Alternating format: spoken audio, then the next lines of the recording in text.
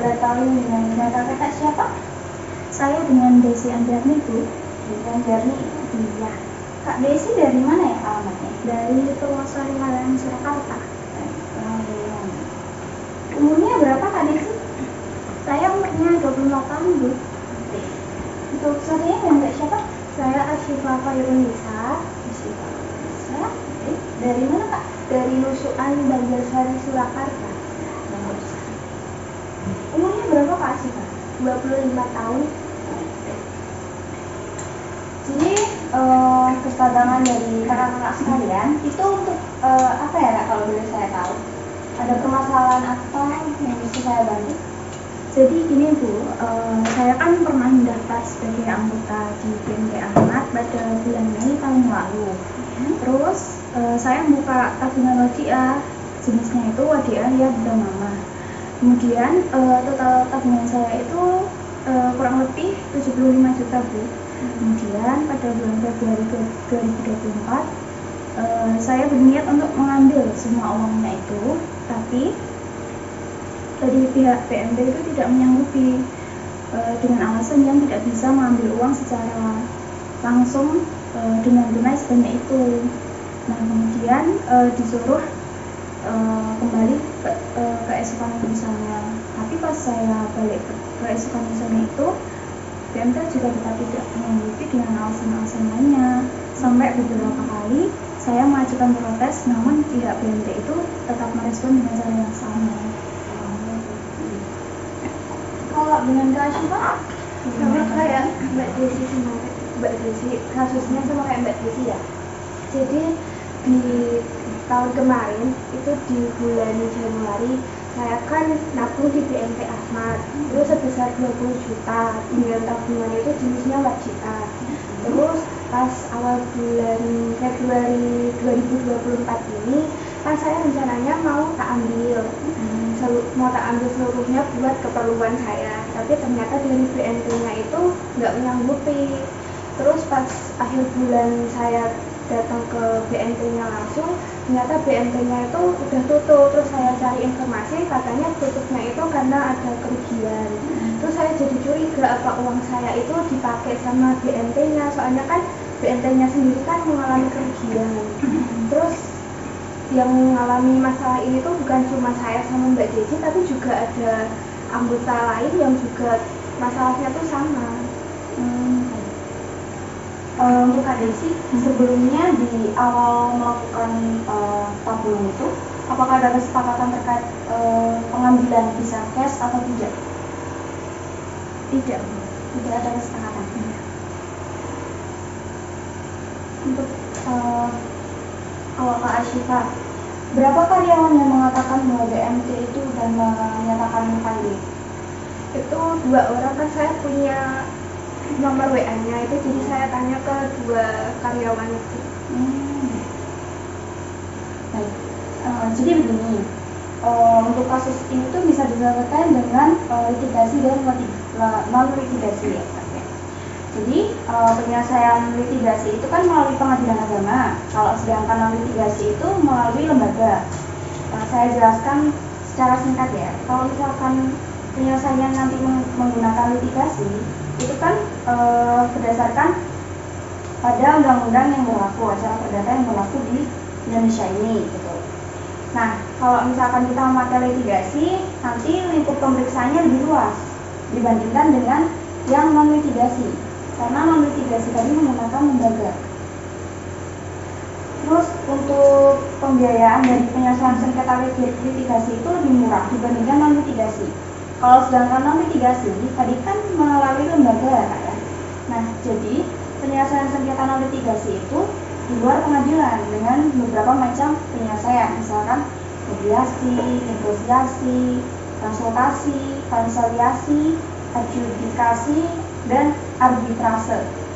Nah, penyelesaian litigasi ini memiliki kelebihan seperti lebih menjamin kerahasiaan dan lebih sederhana, lebih cepat dan lebih efektif. Jadi saya menawarkan kepada kakak-kakak sekalian untuk memilih ingin menyelesaikannya menggunakan penyelesaian litigasi atau non litigasi. Kalau saya kayaknya non litigasi Bu. Non litigasi ya. Iya. Kalau Kak Asyifa bagaimana? Saya ngikut dulu aja. Jadi navigasi dulu. Sama ya? Iya. Boleh saya melihat buku tabungan dan berkas pendukungnya?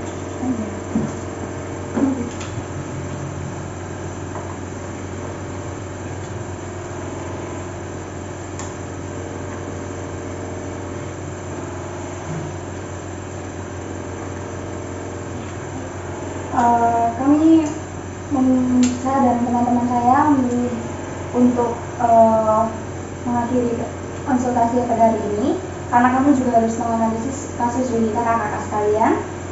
Besok mungkin kami dari pihak kami akan mengambil kakak-kakak sekalian dengan membawa berkas-berkas pendukungnya.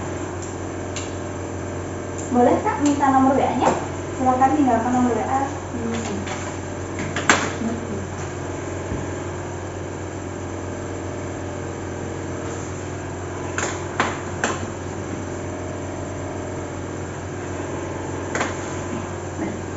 Besok akan dipanggil oleh pihak kami dengan membawa berkas-berkas pendukung Kak.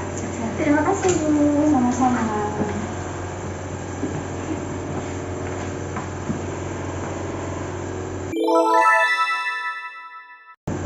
Isi Bu. Silakan. Halo Kak Desi, Kak Syifa. Iya Bu. Baik.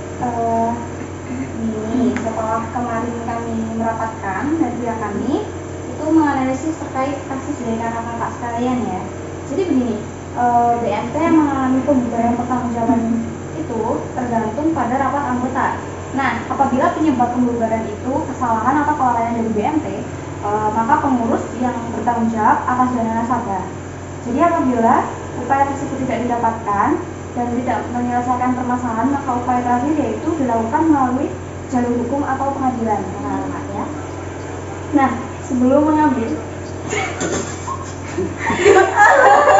aku harus tenang mood ngetikap berarti kepencet beres enggak nanya. Nah, lanjut. Kok apa? Ya, kok apa saya? Ya baik Kak Desi dan Kak Syifa. Jadi begini, kemarin setelah kami melakukan analisis terhadap kasus dari kakak-kakak sekalian ya. Jadi BMT yang mengalami pembubaran pertanggungjawaban itu tergantung pada rapat anggota. Nah, apabila penyebab pembubaran itu terkait kesalahan atau kelalaian dari BMT, maka pengurus yang harus bertanggung jawab atas dana nasabah. Nah, apabila upaya itu tidak dapat diselesaikan, maka upaya terakhir yaitu dengan jalur hukum atau pengadilan. Nah, sebelum mengambil jalan melalui ranah pengadilan sengketa antara nasabah dengan pihak BMT atau pelaku usaha dapat diselesaikan melalui luar pengadilan, yakni tadi ya yang kemarin saya jelaskan terkait penyelesaian non litigasi. Nah, penyelesaian sengketa di luar pengadilan melalui lembaga alternatif penyelesaian sengketa yang diatur lebih lanjut dalam POJK nomor 1/POJK.07/2014 ya, tentang lembaga alternatif penyelesaian sengketa di sektor jasa keuangan. Nah, dijelaskan pada pasal 4 POJK nomor 1/POJK.07/2014 tentang lembaga alternatif penyelesaian sengketa di sektor jasa keuangan. Lembaga alternatif penyelesaian sengketa yang ditetapkan oleh OJK mempunyai pelayanan penyelesaian sengketa berupa mediasi dan arbitrase kakak-kakak. Nah, penyelesaian melalui pengadilan juga dapat dilakukan dengan menggunakan mengajukan gugatan atas kerugian yang dialami oleh kakak-kakak sekalian. Merujuk pada kerugian yang dialami oleh kakak-kakak sekalian ya, maka pihak BMT berkewajiban untuk bertanggung jawab atas kerugian yang dialami oleh para nasabah. Jadi dilihat dari segi hukum perdata, perbuatan melawan hukum dari dalam KUH perdata melahirkan modal tanggung jawab hukum dalam unsur kesalahan atau kesengajaan dan kelalaian yang diatur pada pasal 1365 KUH perdata. Nah, berdasarkan pasal tersebut, tiap perbuatan melanggar hukum yang membawa kerugian kepada orang lain mewajibkan orang yang karena salahnya menerbitkan kerugian itu mengganti kerugian itu. Nah, jadi merujuk dari pasal tersebut, maka permasalahan yang dialami oleh kakak-kakak sekalian dapat dikategorikan sebagai perbuatan melawan hukum. Upaya perlindungan hukum bagi kakak sekalian yang mengalami kerugian dapat mengajukan gugatan dengan dasar gugatan perbuatan melawan hukum. Nah, jadi itu nanti pada pasal 23 ayat 1 UU LKM, dan dalam hal LKM terlanjur mengalami kesulitan dalam menjalani kegiatan usahanya, OJK memberi bantuan melalui 7 alternatif. Jadi yang pertama itu pemegang saham dan anggota koperasi menambah modal, dan yang kedua pemegang saham mengganti dewan komisaris atau pengawas atau direksi atau pengurus, dan yang ketiga LKM menghapuskan buku pinjaman atau pembiayaan yang macet dan memperhitungkan kerugian LKM dan modalnya. Yang keempat melakukan pencabutan dan peleburan dengan LKM, melakukan penggabungan dan peleburan dengan LKM lain atau lembaga keuangan lainnya. Terus yang kelima, kepemilikan LKM dialihkan kepada pihak lain yang bersedia mengambil alih seluruh kewajiban. Dan yang keenam, LKM menyerahkan pengelolaan seluruh atau sebagian kegiatan LKM kepada LKM atau pihak lain. Yang ketujuh, LKM menjual sebagian atau seluruh harta atau kewajiban LKM atau pihak lain. Nah, lalu pada pasal 23 ayat 2 UU Undang-Undang LKM, itu apabila tindakan-tindakan tersebut di atas belum cukup untuk mengatasi kesulitan likuiditas dan solvabilitas, OJK mencabut izin usaha LKM dan memerintahkan direksi atau pengurus LKM untuk segera menyelenggarakan rapat umum pemegang saham, rapat anggota atau sejenisnya untuk membubarkan badan hukum LKM dan membentuk tim likuidasi. Begitu kakak-kakak sekalian. Untuk membantu penyelesaiannya boleh saya minta berkas pendukung yang kemarin dimasuk.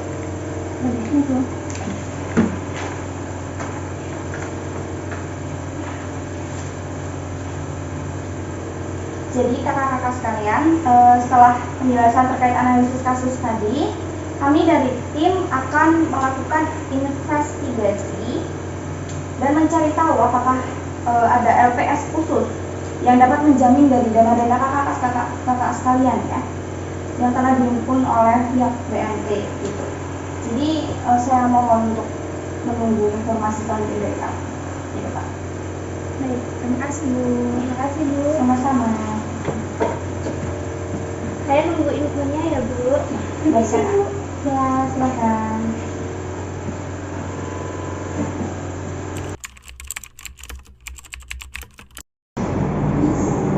Jadi suara kita lebih gede ya.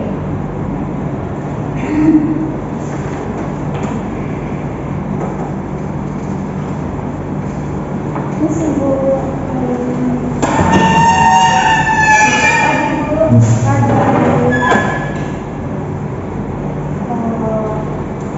Sebelumnya saya ucapkan terima kasih sudah menonton kami. Dengan saudara siapa?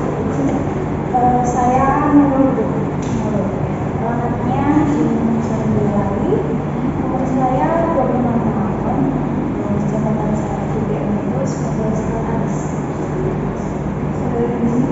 Saya Amelia, saya dari jurusan mobilitas. Umur saya 27 tahun, jabatan di BMT Anak ini sebagai divisi marketing. Jadi masuk ke jualan saudara untuk melakukan investigasi terhadap kasus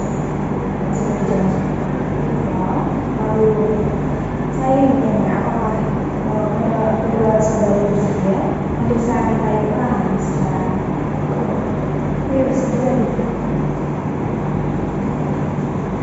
Saudara dulu, apakah saudara pernah saudara polisi dan saudara Asyifa? Ia berkenal, tapi ini hanya sepertinya bukan juga. Saudara dulu mengalami dosa yang bisa sama cuma kenal sebatas sebagai anggota di BM.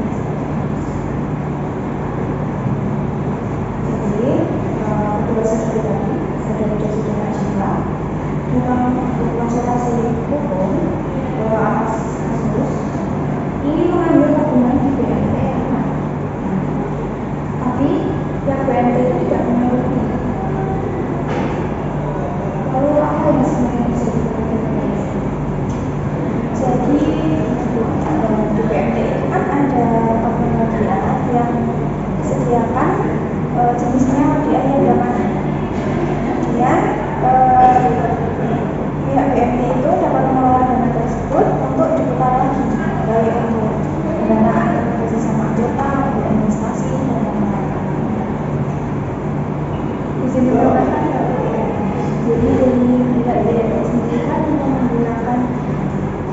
investasi itu dari dana angkutan. Jadi dari kami menginvestasikan dana tersebut untuk membeli tanah di daerah Klaten. Namun karena tanah sendiri kan untuk mendapatkan keuntungannya itu tidak bisa secara cepat dan dijualnya pun harus menunggu beberapa waktu terlebih dahulu. Jadi dari pihak BMT sendiri mengalami kesulitan finansial. Terus makanya dari kasus tersebut ada anggota yang ingin mencairkan dananya, maka dari kami itu memberi beberapa alasan dulu karena dari kami itu kesulitan kan tanah tersebut kan susah untuk dijual. Kami sudah berusaha tapi kan tidak bisa dijual secara cepat. Jadi kita harus menunggu beberapa waktu terlebih dahulu dan harus melewati